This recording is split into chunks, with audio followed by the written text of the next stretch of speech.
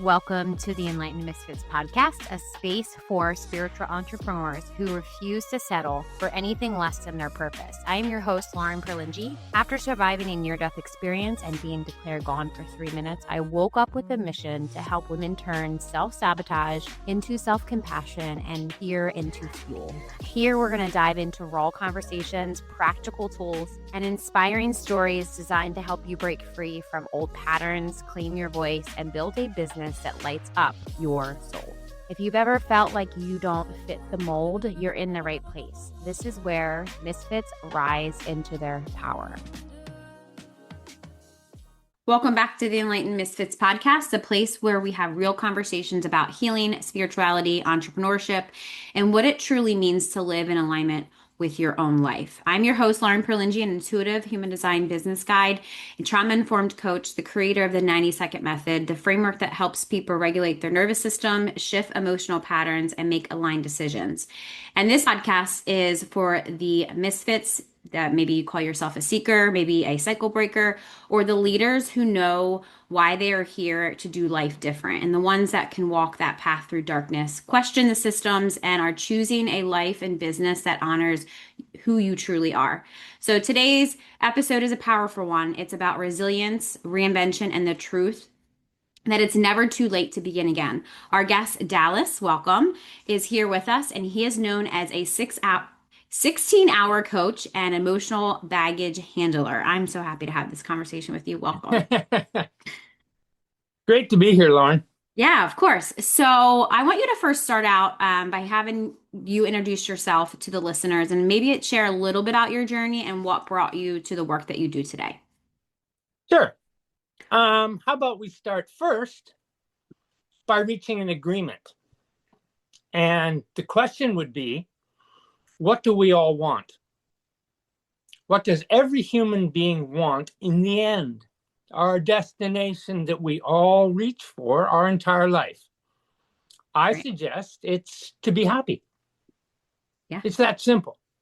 A peaceful heart, a still mind, without worries and troubles and confusion, just to be happy.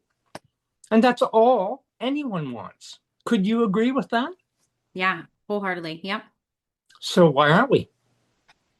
Yeah, that's a good question. If it's that simple, and we all say it's what we want, ask any parent, what do you want for your child? And after they go doctor, lawyer, astronaut, whatever, right? They will, in the end, they will say, well, I just want them to be healthy and happy. Yeah. So if we all know the destination, then we all know our life's purpose and its meaning. Why are we running around pretending there's this great meaning and this great purpose and we have to find it? We all know it. Yeah. So why aren't we doing it? Because we're not. Right. Right. So there's one thing gets in the way. It's what I call the story mind. Yeah. You are born, I am born, and we are all traumatized. It is the initial step of our life is trauma. Look, you just spent 9 months floating in this beautiful chamber, peaceful, calm happiness, the destination. And all of a sudden, you're torn out into the world, and every baby has the same expression. That's trauma. Yeah. Then the baby's put on mom's chest, the baby calms down, the heart rate slows, and everyone goes, look at this beautiful baby. Everyone sees the same thing. They see beauty, love, and happiness, the destination. Yeah. And then starts life, and life becomes external. What happens to me? What's said to me? What I see, what I feel, what I touch, what I smell, what I taste, everything is externalized. That initial beauty is now turned outward. Everything about our lives is an experience of what happens. So like many people, I went through a lot of psychological and physical abuse as a child. Mm-hmm. And I came out of it knowing that I wasn't good enough. I Yeah. didn't fit in. I wasn't a part of the team. There was Right. something wrong with me. Yeah. I wasn't smart like other kids. I was in trouble all the time. And I turned these pieces into a story of what happened to me. And everyone reaches a certain point, usually after 7, 8 years of age, where we suddenly start identifying to our story. Right. Ah, that's me. I'm the person who had this happen to them. I'm the person who did these things. My history become pages and chapters of this book that I carry around with me, the story mind. Yeah. And the story mind is constantly narrated in our heads by the ego.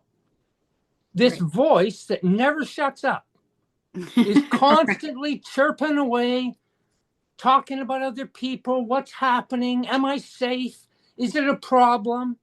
Constantly. Am I good enough? It just never ends. And everyone has the exact same story in that essence. All of us. Yeah. All of us walk the same road. We just wear different shoes. But we're Right. all on the same path. And we're all pretending we want to get to this great destination. Well, if there's enough baggage, trauma, things go wrong, usually in childhood. If Right. there's enough, we put it in a bag and we call it our emotional baggage. And we throw it over our shoulders and we walk forward in life carrying it. Yeah. Mine was bad enough that, well, we all come to the same first addiction. Right. Everybody. And that addiction is blame. Yeah. We all get to a point where we go, I'm screwed up, but it's their fault. I'm having a hard time, but it's that person over there. I'm unlucky. They hurt me. It's all outward. And that's a defensive system. That's why it's an addiction, because it defends our pain. If I'm not responsible, somehow I don't have to face what's going on in me. I can keep it away by blaming other people. I can blame the economy. I can blame politicians. I blame my wife. I'll blame my kids. I blame my boss. Some people spend their whole life in that addiction. That one addiction never ends. I know old people still blaming, constantly wagging their finger at everybody else because they can never come to themselves. Because we externalize life. We've taken that beautiful baby that was just beauty, love, and happiness Right. and turned everything out into this crazy world that who could ever not be traumatized by it? Who cannot be overwhelmed emotionally, which is what trauma is. Right. It goes past our nervous system's ability to grasp it and be rational and just say, no, it's just that. It goes over an edge. And we Right. become emotionally so charged, we can't comprehend what's happening to us. So it becomes a nightmare scenario. And we remember that and we hold it tight. Well, mine was bad enough. My next addiction was alcohol. Mm-hmm. Then I added cocaine. Then I found a partner who was equally hurt, angry, blaming, upset, and addicted. And of course, that's the person you choose for your wife. It's the perfect choice, isn't it? Why? Yeah. Because we're in the same tribe. Yeah. We're in the exact same tribe. We fit. Of course, we run around with a mirror and we look for the person who reflects ourselves back. Right. And we go, I'm safe. I'm with one of me. I'm in Yeah. love with me. And that's what we do with the other person. Yeah. So, of course, it's a train wreck. We have a house. We have 2 beautiful children, vacations, cars. We own a business together. We're successful. To the outside world, Yeah. they're just normal people. But look out, your neighbor under the roof. It might be hell. It wasn't my house. A complete train wreck. And then I get lucky. I carried that trauma and pain and anger and frustration and addiction and hurting myself and everybody around me for 60 years. 60 years of that. And finally, I get lucky. In a 12-month period, inside a pandemic, I wake up one morning with cancer. Fantastic. The beginning of what I call the bonfire. Yeah. Because my life's about to burn down. I don't know that then, but so in the first 6 months of that year, I go through diagnosis, surgery, treatment. I arrive home on Christmas Eve. And in the next 6 months, separate from my life, my wife, lose my house, my business, my family. And I end up 12 months to the day alone, broken, alcoholic, and suicidal. The greatest year of my life. Absolutely, when I look back now, the greatest year of my life. Saved my entire life. I would never have changed if that didn't happen, if I wasn't interrupted. Right. Now, that interruption didn't work at that moment because I went straight to the bottle. Because look at all the pain, look at all the rubble, look at the burning carcass behind me. Right. My story lay burning on the ground. My book was just ripped to bits. And I could not comprehend it. I was in trauma again. And I was grieving what I just lost. I wanted it back. I mean, that's insane. The thing that almost killed you, I want it back. Yeah. And it speaks to the worst things about us are things we hold on to and we create security in. The worst. Yeah. This is why I can say 9 beautiful things to Lauren today and make one criticism.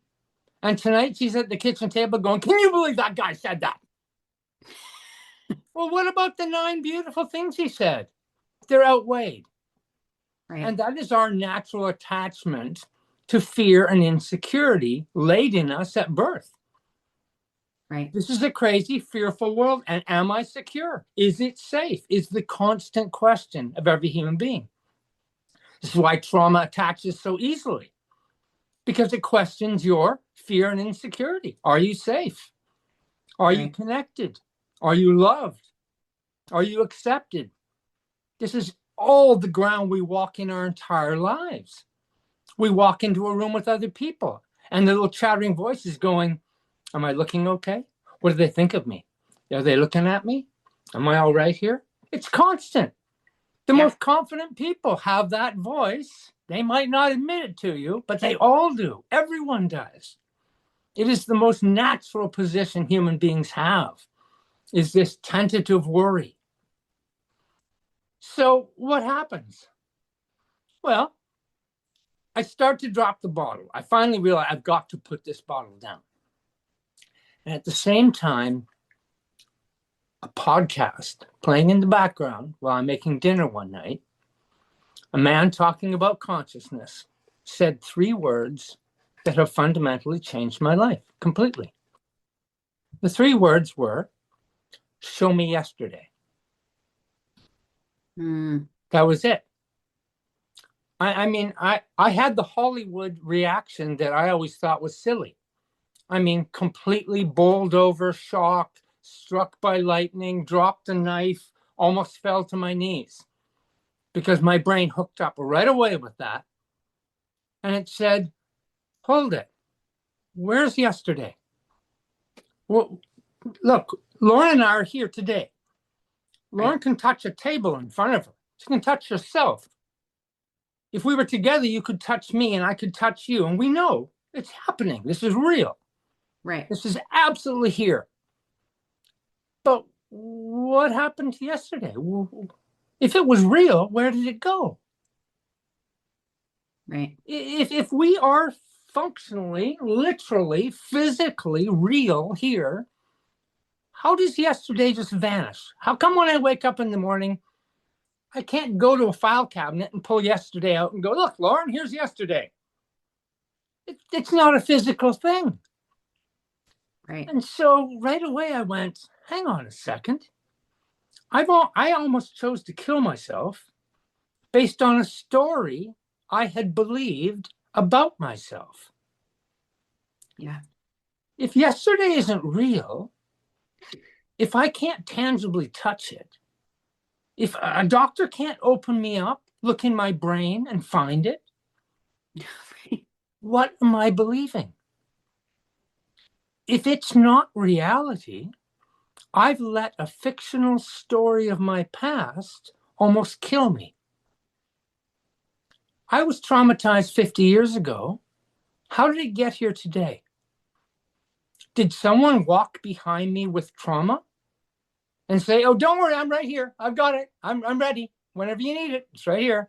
No. Right. How did it get here? How did it traverse 50 years? It happened. It was a physical happening 50 years ago. Right. No one is traumatized. People experience traumatic events. Right. They're not traumatized by the event. They are hypnotized by the meaning that they put on the event, believe about the event, and that's what they carry. When you talk to people about their trauma, they don't talk about the event. I mean, they do talk about the event, but when they experience it, it's not the event they experience. They experience the feeling they take from it. They experience the fear, the unsafety, the crippling, am I going to be okay? That causes anxiety, that causes all sorts of psychological disordering in the Right. psyche. That's what they take. It's not a physical thing. Right. So no one is traumatized. They experience a traumatic event. And the language is terrible here because it makes it like you own this thing. A psychic wound, a lot of psychologists and psychiatrists will call it. But they opened up my brain, they couldn't find a wound. Right. Where is it? Right. We don't know. We have to understand that we are speculating on how I feel now at this moment. Because I'm not alive yesterday. Yesterday doesn't exist. I'm not alive tomorrow. It doesn't exist. We're only here right now. And there's nothing happening. Right. This is one of the key points of life. Nothing is ever happening. You're just here. We can only have something happen if I go to my memory of the past or my expectation of the future. That's the only place something's happening. Right. We're Yeah. just here. We're just being right now. We are that love, beauty, and happiness in the exact moment. And everybody goes, well, that's ridiculous. I've got all these problems. I've got these things to do. You know what happened to me yesterday? You know what she said to me? Oh my God, I got to go to this meeting. Am I going to be good enough? I got to practice. Yeah. All that is not here now. That's travel, time travel. Going back in time or forward in time. Back in time, everybody's got trauma. Everybody's got trouble. Right. Anyone can go there and be hurting themselves in this moment. I Right. punch myself in the face all the time with, are you good enough? Oh, you screwed up. Oh, you dummy. Right. What is that? Who is talking to who? Your Right. story is talking to you. When I meet Lauren in real life, I say, nice to meet you, Lauren. Tell me something about yourself. You don't tell me about the being. You don't tell me about the beauty, love, and happiness of that baby. You Right. tell me about a story about a person named Lauren. So who are you talking about? We all talk about our story, not us. We talk about the things that happen to us. We talk about this external world, our experience. But that experience is mediated through one thing, meaning that we create. or that we accept by people around us telling us, this is what this means. This is how you should feel. My God, today on my phone, the weather says this many degrees temperature. And then it says, feels like. Even the weather Right. tells me how to feel. We have a culture that says celebrate your feelings, honor your feelings. No, feelings are liars. Every day we feel stuff that isn't true. Our minds make up stuff and we feel, oh my God, worried, or we feel excited about something that's going to happen. It's creation. We are so consumed with the external, with the past, with the future, that we live in feeling, emotional activity. Right. And yet, whenever you have a 90-second formula, what is it doing? It's bringing people's attention to right here, right now. And what happens when you do that? The nervous system calms down because it's not in the storm of the story mind. It's in Right. reality, which is outside of any story. We don't need an identity. We don't need a story because we are the beautiful, loving, happy beings all the time. It's just veiled behind this drama, this Netflix series that goes on, and we have to tune in to every episode, even though we know the outcome. Right. Our ego knows, this is the guy's going to lose. The guy's going to win. The girl's going to.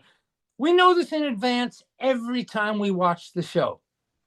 Yeah. But still, it's there going, oh no, you got to look at the car wreck. You got to look at it.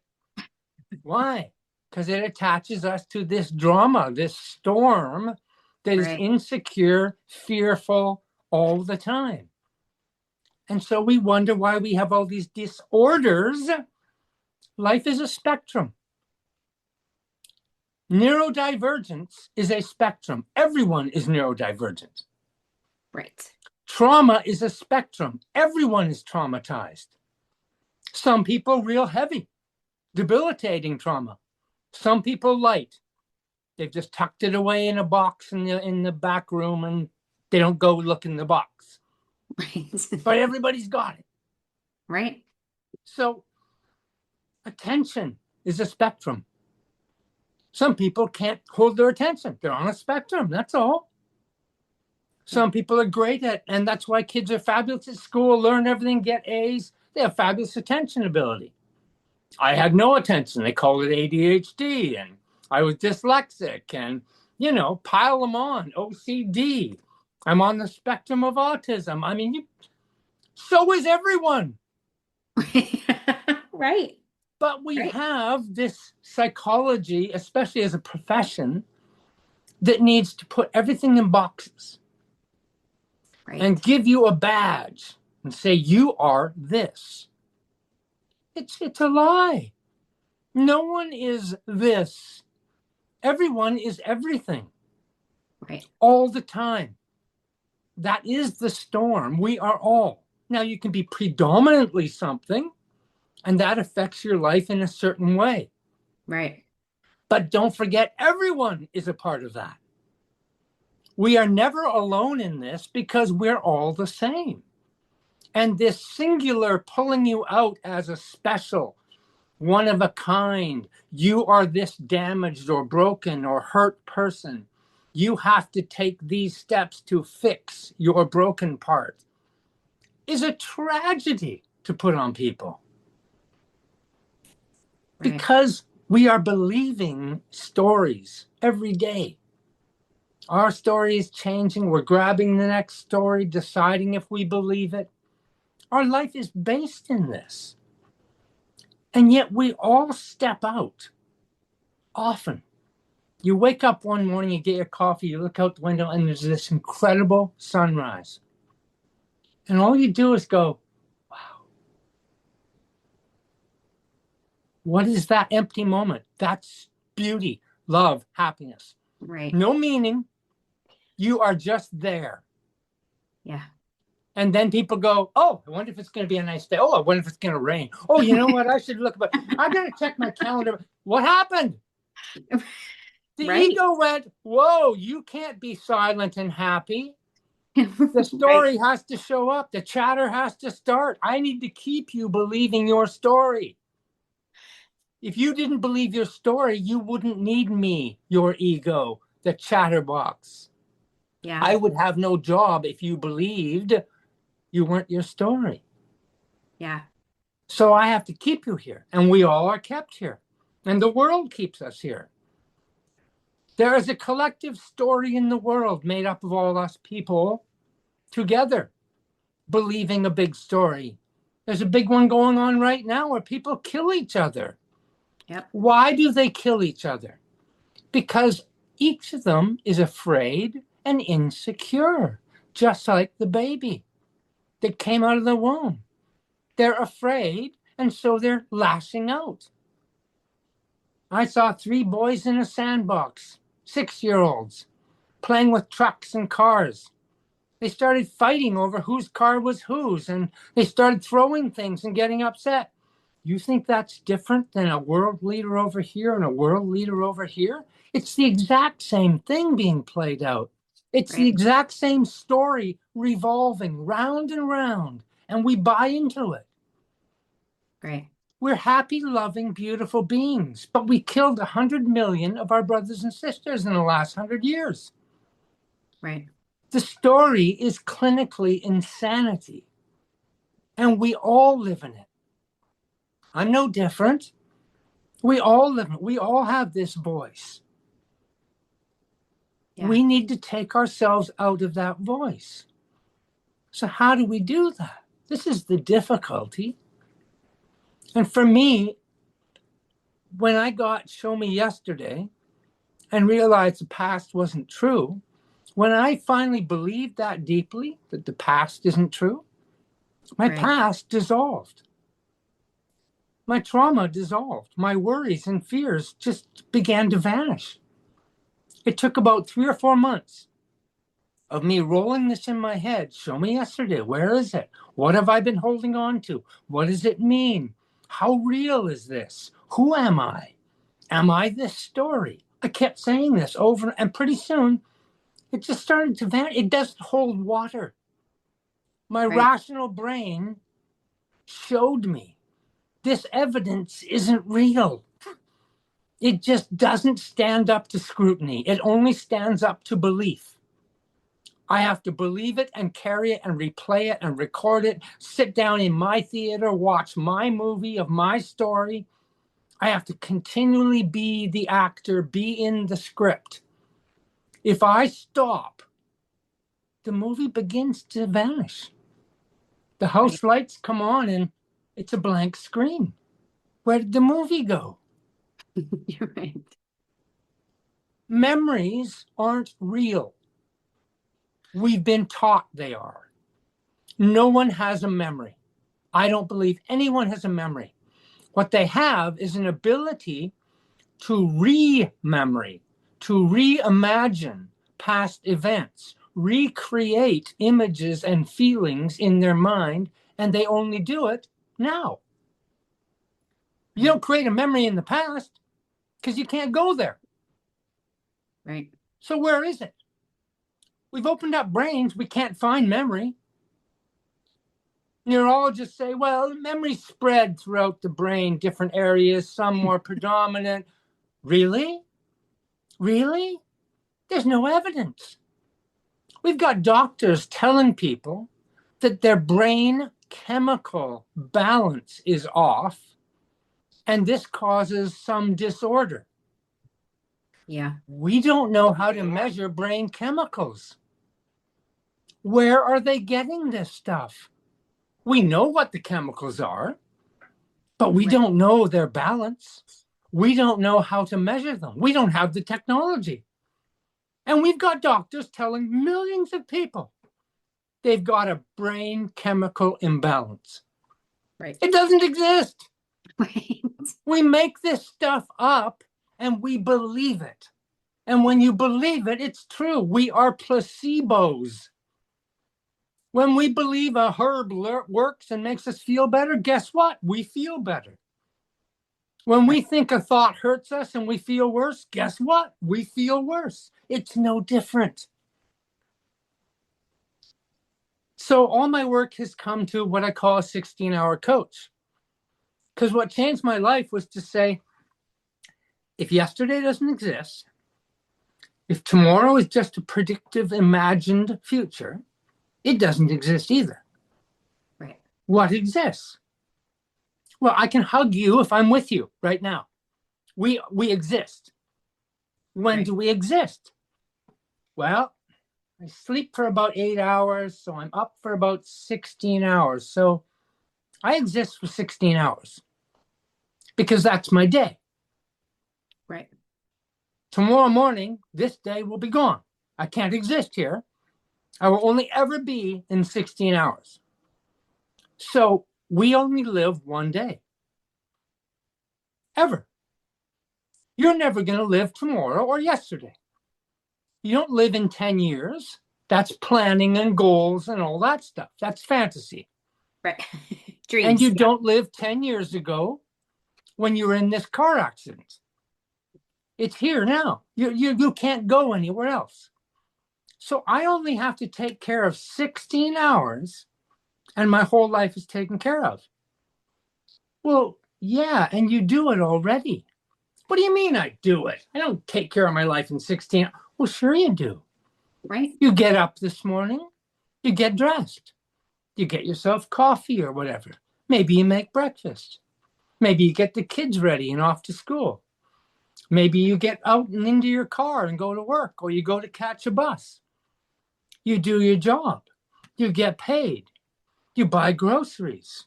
Maybe you do some banking. Maybe you get gas for the car. You come home. You have phone calls. You talk to people. Your kids arrive home. You look after them. You live your life in one day, every day. Right. That's all you ever do. It's tiny. We have tiny little lives, and we've convinced we're in this huge world of drama. But look at your day. It is never dramatic. It's the most simple, easy living, and everyone does, even in poverty, even in pain and suffering. They have this one day, and what do? They make it work. They wouldn't be waking up tomorrow morning if they didn't. Everyone does. Yes, it's a spectrum, but we all do it. So I just sat down and said to myself, okay, you need a healthier life. Could you spend 30 minutes today and go for a walk just to feel a little better, get some air? Yeah, I could probably put 30 minutes aside in 16 hours and do that. Okay, great. Could you, when you go to the refrigerator, could you decide to pick some good food instead of some junk food? Just for one day. You only have to do it for one day. One day. Could I do that? Could I lay off the Doritos and the Coke for one day? Yeah, I could do it for one day. Okay, I'll do it. One day, I can do it. Yeah. Fabulous. Could you phone somebody you love and tell them you love them and ask them if they need anything? Just look into them? Yeah, I could do that. Okay. This is how simple life can be. Right. Break it down. It's tiny. For one day, I cannot think about yesterday. With practice, it takes practice because that voice is there to bring you out of it. Right. Why do people have a hard time with meditation? Because they're trying to get themselves out of their story. They're trying to get quiet in their mind. But there's a chatterbox in my mind. And that chatterbox gets really upset. And what happens? People start to fidget and squirm and when they're trying to be quiet. Because the chatterbox is making your body feel tense and stressed. When you hold traumatic thoughts in your mind, where are they expressed? In the body. That's why we call the body holds trauma. I say no, the body doesn't hold trauma. The body expresses trauma. My body expressed trauma and became cancer. Right. A friend of mine's trauma is expressed, he's got heart disease. Another friend of mine is obese and expresses trauma by eating food to try and addictively medicate and keep the pain away, in a never-ending cycle where their body is now full of pain and injury. Yeah. Created by trauma. Nothing else. I believe. Belief is so powerful. I drank every day for 10 years at the same bar with a buddy of mine. 10 straight years, every day. I went down my crashed, whole, burnt life destruction. He went into the streets. Fentanyl, he's one of those zombie guys bent over, homeless on the road. Last I saw him. Maybe 8 years go by, and just 2 years ago, I walk into a coffee shop, and who's sitting in the corner, book in hand and coffee, as normal is, Right. Yeah. is him. And I'm Wow. just stunned. Stunned. I thought he was dead. He thought the same of me. Yeah. And I sit down and I go, oh my God, what's happened? What Yeah. has gone on? And he said, well, I don't really remember much about the street. I mean, that was, as it is for alcoholics and drug addicts, you can never really recall. You Right. recall the accidents, the destructive moments, because they're traumatic as well, but you can't really tell someone what life is like. Right. It's hard to explain. Anyway, he said that a guy kept walking by every day talking about God and love and acceptance, and it slowly started playing on him, and he started thinking about it. And then he started talking to the guy, and then he went to a meeting with the guy, and then he got into this community, and he started believing.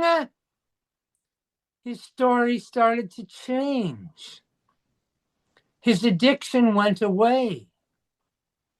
Over time, his traumatic constant chatter went away, or at least was turned down to 1 from 11. Right.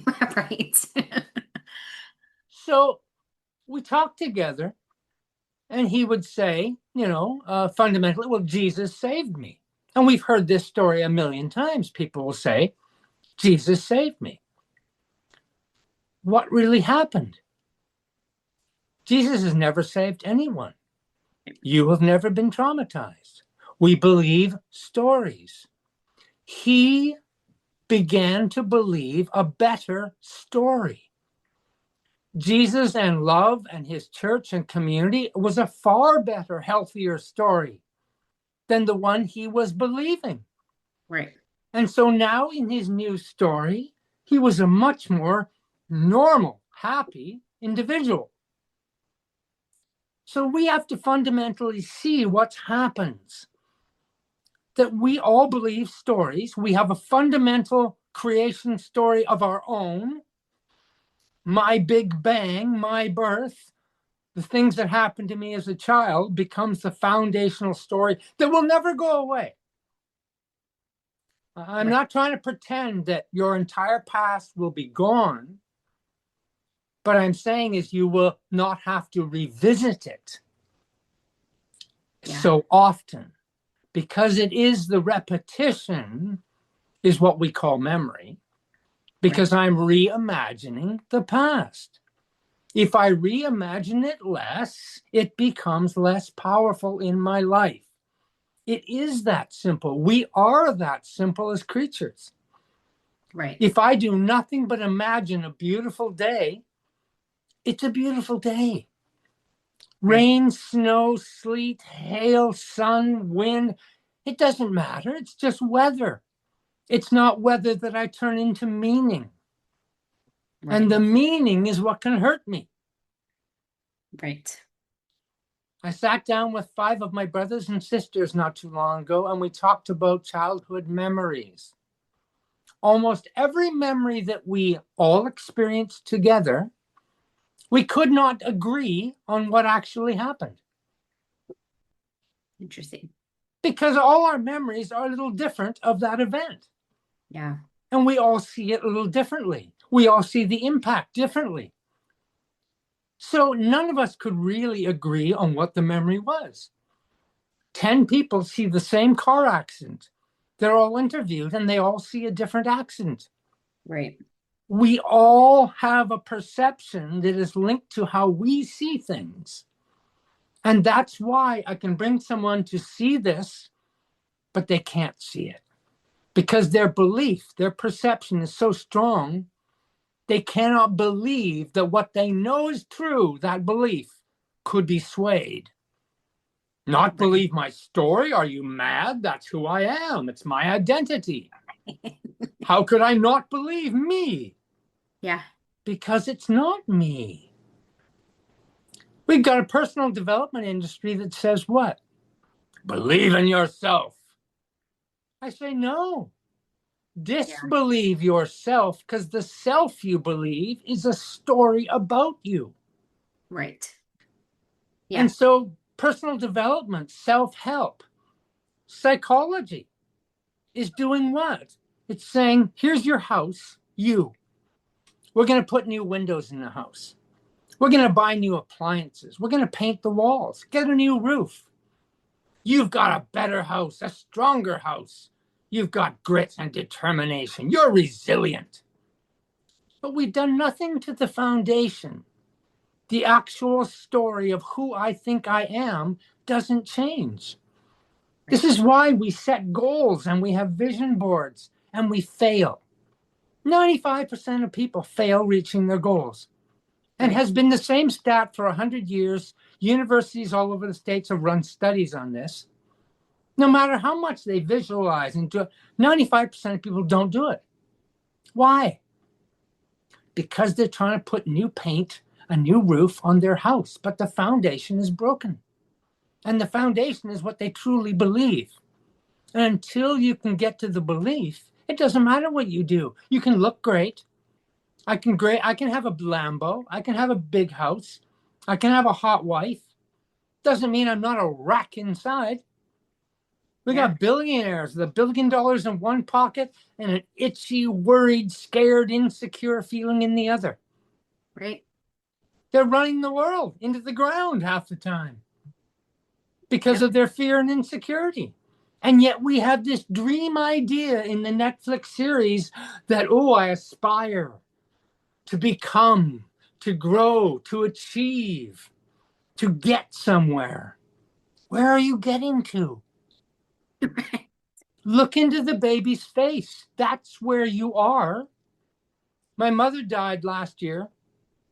2 hours before she died, I looked down into her face. My brothers and sisters saw struggle, end of life, pain, suffering. Yeah. She would reach out her arms and they'd go see she's fighting for her life. And I said, no, she's not. I looked at her and I saw the baby's face. I saw beauty. I saw love. I saw a life well lived. She's reaching out. Yeah, of course she is. We all are. To one another, to life. How do we decide to see things? What are we waiting for? I was at a funeral and somebody said, 3 or 4 people, rest in peace. And I thought, what, you want to wait till you die to rest in peace? I never really understood that saying either. Yeah, it's so weird. Yeah. Why wouldn't we rest in peace right now? Right. What are you waiting for? Right. This is the destination. Yeah. Almost every elderly person you'll ever speak to, as they get into the final 5 years or so of their life, will say the same things. All those things I thought were so important yesterday just aren't very important. All that stuff I worked for, it just doesn't mean that much anymore. Right. They become this small that we are. I just want to be happy. We have to hold that in 16 hours. You only have to be happy for 16 hours. And that's your whole life. And if this episode is bringing something up for you, especially around relationships, people pleasing, overgiving, emotional triggers, or repeating the same patterns, I want you to grab my ebook. This ebook will help you start seeing the subconscious patterns that have been running your life, your relationships, and your reactions, so that you can finally release what no longer feels aligned. It's not about blaming yourself. It's about understanding yourself, regulating your nervous system, and choosing different from a place of self-trust. If you're ready to stop repeating the same cycles and come back home to yourself, grab my ebook. The link is below in the show notes. Because you get a do-over. You wake up tomorrow morning, guess what? You get a do-over. Right. You get the gift of a day, 16 hours to make it great. You get 16 hours to do it right, to show someone you love them, to not get angry, to stay out of debates and fights and arguments for just 16 hours. Who can't do it? Yeah. So that's it. Yeah. And I love the way that you had said about like, what are you thinking? And, like, what is it for? And I think that's especially the, people that maybe live in survival mode after trauma or loss. I think that's like incredibly difficult even to imagine like a new future. Yes. If you're just and like the way I'm like in the conversation, I'm like, oh my God. I'm pulling out like in my mind, I'm pulling out like stories of like when you're saying stuff. And Of course. I've been really focused on my ego story of like Yeah. just being aware of like just when people are talking, or if I'm like with just friends, or if I'm like in a session with a client, of like being really focused on the actual story and how to detach that from the actual emotion. Because, like you said, it's always the stories that we have. And I think it's really powerful when you can actually separate it and be like, okay, I can be in the moment. That's the hardest part. And I think that all we do is have moments. Like that's all we have is this moment. So when people are talking about, oh, the future, my mom's talking about, I'm like, whoa, whoa, whoa, like, why don't we just stay here? Because that's what we have. And I think that that is really powerful, especially when you say, maybe we have different hours, depending on how much you sleep, but like you only really have 16 hours Yeah. or however many Yeah. hours you have during the day, like however that fit that to be your life, like however that is for you. But I think that like you describing like moving from that survival into like rebuilding your life again, I think is the most powerful thing, especially because you've talked a lot about failure and, like your experience with it. And I think that, your relationship with failure seems to have changed over time. And it's like, you didn't start here. And like you said in the beginning of our conversation about it being a process. And I think Oh, that yeah. you know, your story is definitely a testament to like resilience and reinventing. Like if you're saying you're 60 years old and these people that are 20 and 30 right now, or even 40 or 50 or whatever, they're like, oh, I can't, what's the use? I can't start over. I mean, you're a living example right now that, if you're watching this over on YouTube, he's alive right now. and and here's a reality in what you just said there. Time. hmm We believe in time. I don't believe in time. I believe in a space that I call 16 hours. But time is yesterday. Time is traveling a distance. If I go back in time, I remember when this is time travel. Okay. Yeah. When I get there, when I reach this goal, I have a 5-year plan. This is time stretching out in front of us.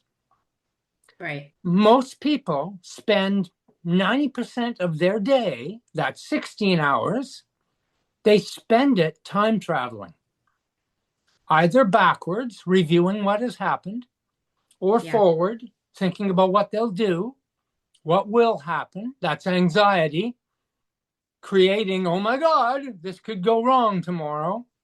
Right. That's what anxiety is. It's time travel and creating a story that has never happened. Yeah. Time travel backwards. Oh, well, 20 years ago, I remember.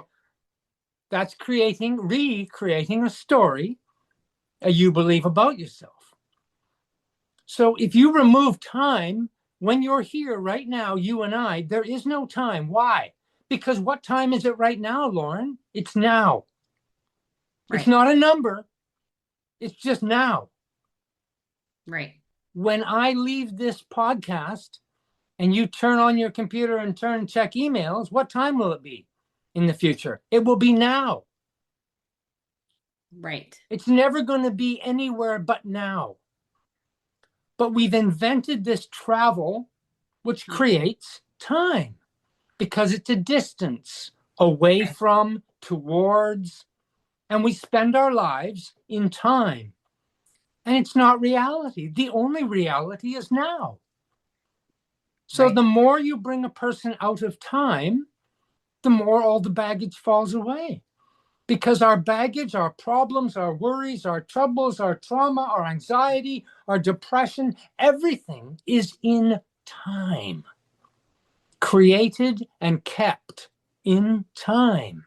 And we are the time traveler who go there. And then we say, why am I hurting? And I say, because you're in time. Get out of time. Come here. Right. Yeah, it sounds simple, a little bit woo-woo. I like it. I now And that you that's say one that. of the fights we have with people. Yeah. I don't want to believe that's too weird, man. It can't be. Why? For this one fundamental reason, and it's the biggest problem I see in support groups, in psychological disorders, all over the internet, talking with people I've coached, responsibility. Yeah. We have a culture that has taken the word responsibility and connected it to a victim. And so if I say, I am responsible for my trauma, not for the act, not for the event, but for carrying it all these years. No one did that to me. No one forced me. I am responsible. And I'll have people in trauma discussion go, you're blaming the victim. Instantly turn it around as an attack and triggering. Yeah. How could you be responsible? Well, I can't find anybody who's responsible. I've looked everywhere. Yeah. And I'll say, I'm responsible because it's a thought in my mind. It's not all in my head. What do you mean? I said, well, okay, is trauma in your foot? Can you see trauma in your hand? Where is it located? Of course it's in our heads. Of course it's in our thoughts. Of course it's in our reimagining the pain and suffering constantly to the point that we are blinded in the belief, in the actual attachment, and it goes to the body, as we said, expressed. And I've got stomach issues. I've had them for years. A terrible back problem. Created by what? This stress and tension that I'm holding in my time traveling to it, expecting it tomorrow. I suffered 2 horrible bouts of depression in the year leading up to cancer. I now have the feeling, I now have the knowledge, self-knowledge, what I say, not what is. No one has what is. Only what we have experienced, what we take from it. I took that now, that depression is a defensive mechanism of the nervous system. It shuts down and suppresses feeling. What does everyone in deep depression will tell you? It is an empty, horrible, dead feeling inside, a nothingness that is so hard to comprehend. The mind feels horrendous. It's like your life is shut down. It's like they turned the lights off in the theater and the movie stopped playing. Yeah. Yes, it's trying to help you. That's the nervous system saying, you have overloaded me with stress and worry and anxiety and trauma and fear and insecurity. I can't take it anymore. Right. I'm shutting you down. And the message is you need to wake up. You're not dealing with it. That's what I think depression is. It depresses, suppresses all the pain and worry and fear into this deep, heavy, black hole of nothing. And that's why it feels terrible. And then we say, oh, it's a disease. You're sick. No, Right. it's your entire existence knocking on the door saying, please wake up. Yeah. Please see you are living in time. You are living in a story. Please Mhm. see you are attached to beliefs. There is nothing real. Right here, it doesn't exist. We can only travel to it. We have to be now, not in some time. 10 minutes from now, you could be all upset and worried by someone you're talking to on the phone or whatever. Yeah. In 10 minutes, you could be angry. Your nervous system could be all jumbled up. You could be feeling knots inside. I can take us into the trauma spectrum right now together. And it's the easiest thing in the world. Because we have Iran, Israel, and America killing each other, you and I could right now sit down together and spend 3 hours thinking about it, talking about it, thinking about where it might lead, talking about how it came to be. We could start building a theater of a story between each other, and we could get worried. I could say, oh my God, this could lead to World War III. Oh my God, billions of people could die. Nuclear bombs could be. We could whip ourselves into what? Trauma. Right. Because we're overloading our nervous system with input that we can't handle. And it becomes an emotional storm. And there are people today being traumatized by that event Right. because they cannot conceptualize, they cannot rationalize in their brain. Their mind and the story is running wild, overwhelming them. Yeah. Yeah. So That feeling you of see how that. we can come to that same spectrum of feeling together anytime we want. Yeah. That's the trauma zone. We can create it. And so we can uncreate it. We could sit together and say, yeah, all those terrible things could happen. Or cooler heads might prevail and we might figure things out and de escalate and turn the arguments down. And maybe we'll create a better world because we're trying to learn from these interactions that get out of hand. And we can both turn that event into an uplifting feeling. The event didn't change. Right.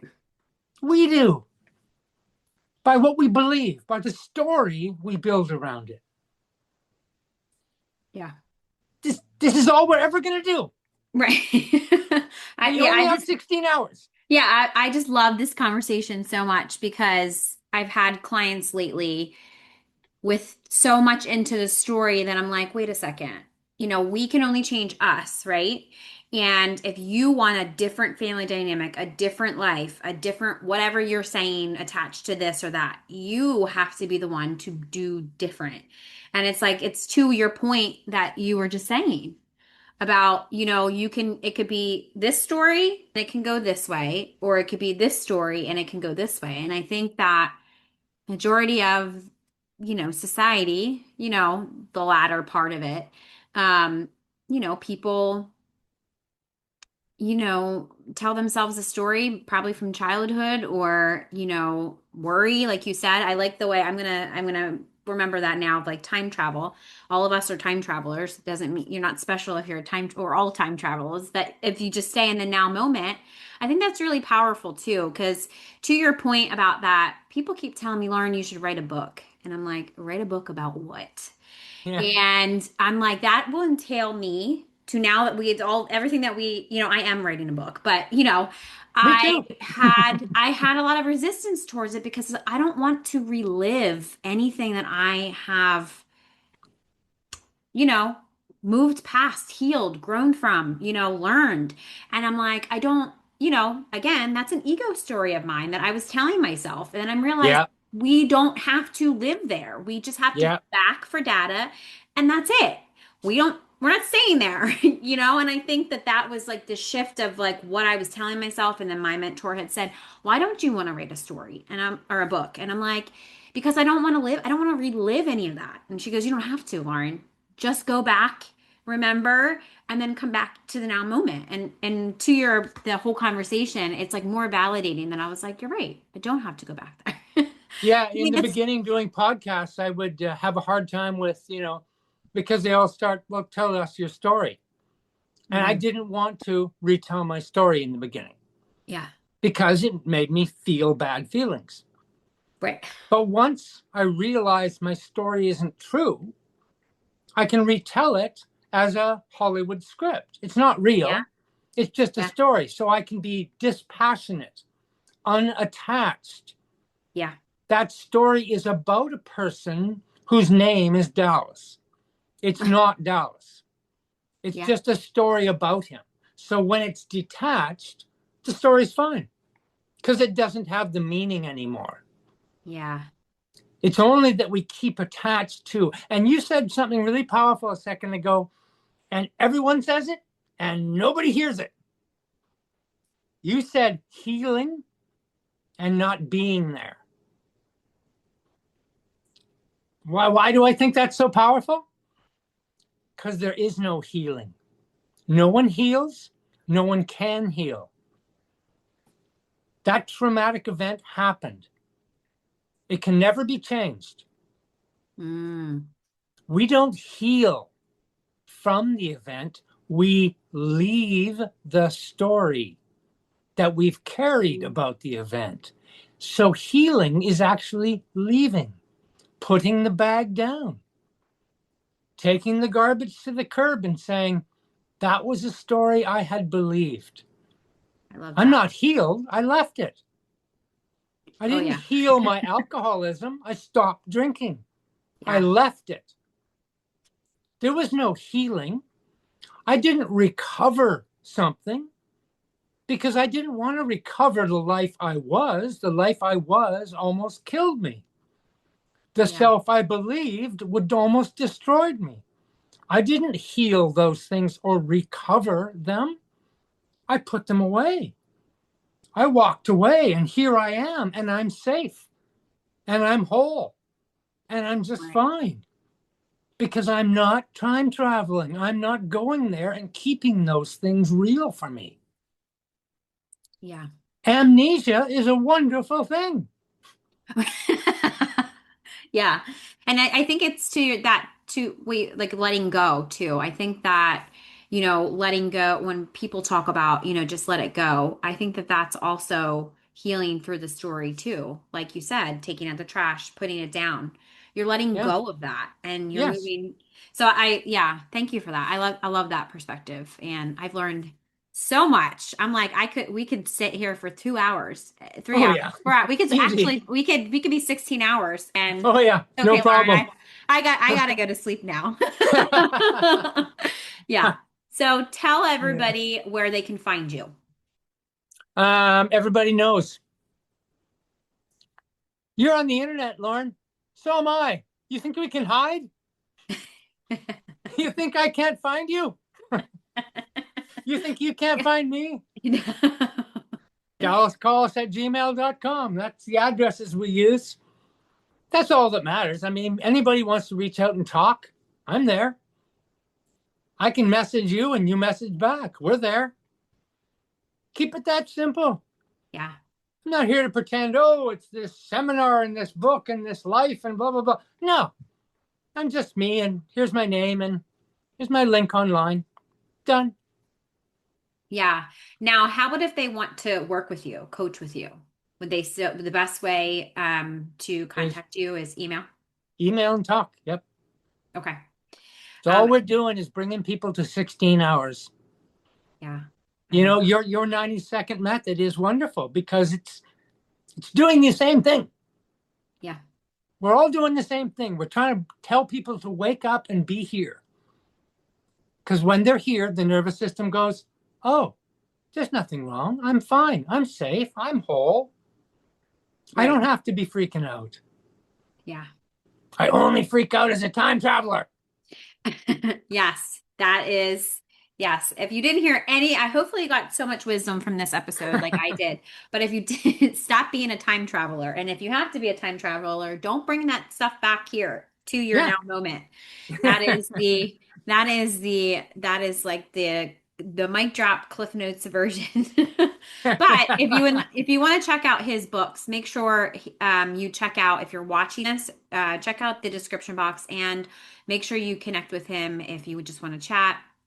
I'll make sure his email is in the description box or show notes if you're listening to this.